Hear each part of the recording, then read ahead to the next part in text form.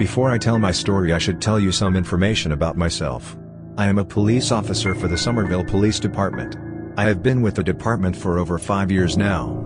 Anyways, one night I was dispatched to Creekside Trailer Park to investigate the disappearance of multiple children around the area. We have received reports for years and we have found no leads whatsoever. However, this all changed one night. As I arrived, I began to knock on the doors of the trailers to ask the locals if they know anything about the missing children. Many people told me there was a vile predator living in Lot 55. I went over to Lot 55 and knocked on the trailer. An obese white woman who smelled like rotten fish and mayonnaise answered the door. I immediately recognized this woman to be Tina Dandridge. If you don't already know, Tina was one of the people who appeared on the Angry Grandpa videos. She thinks she's a celebrity, but in reality nobody outside of Creekside knows who she is. I questioned her. "Hello ma'am, I am Officer Floyd with the Somerville Police Department. I received reports that you may be involved with the disappearance of children on the area." Tina then immediately screamed, "What the fuck you talking about, Bo? Ain't no kids round here. Now get off my property before my child Albie kicks your ass." I heard a childlike scream in the background and forced myself into the house. "You can't come in my house, Bo." "Hey! Stay away from my daddy's room," Tina shouted at me. I kicked down the door and what I saw shocked me. It was Charles Scace.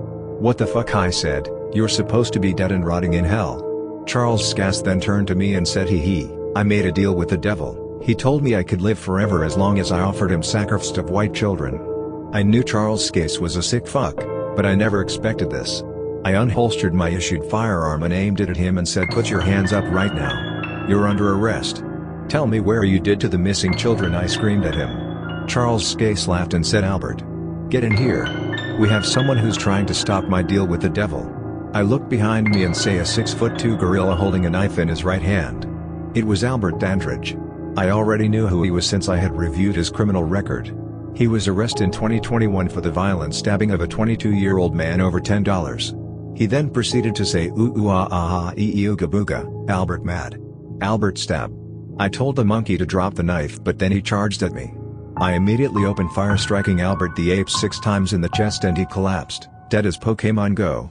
Tina screamed, "You fucking crack-ass bitch, my son, you killed a special needs African American child. Daddy, do the ritual." Charles Scace's eyes began to glow red and the ground shook. I immediately fled the scene as I don't get paid to handle demonic entities. Moral of the story, Charles Scace was brought back to life by the devil and requires child sacrifices to keep him alive. There is currently a bounty of $1.488 million to capture him dead or alive. I advise all to be wary of the dangers of Charles Scace. If you ever come across him, get the hell away and immediately call your local police department. And also, fuck Albert.